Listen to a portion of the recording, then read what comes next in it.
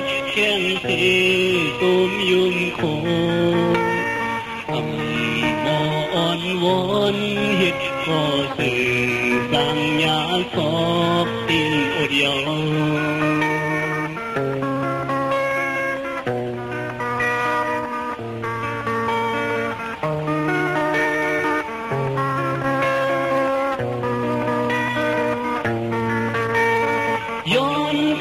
ย้อนหมูอำปันมันซ้ำยอกที่เอาคุยโลแทงคนโชมาโชเลยโลโชเลยเห็นไฟแม่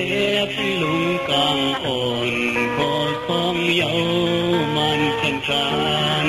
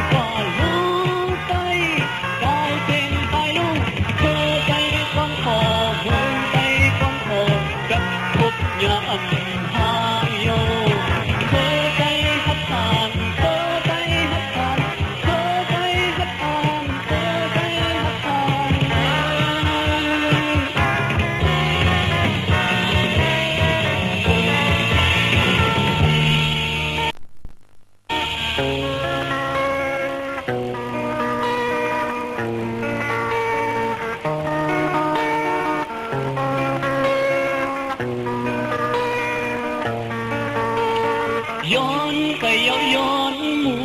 อำปันมันซ้ำยอกที่เอาคุยโลแทงคนโชมาโชเลยโลโชเลยเห็นไปแม่พี่ลุงกลางอ่อนก็ซ้องเยามันแทนกัน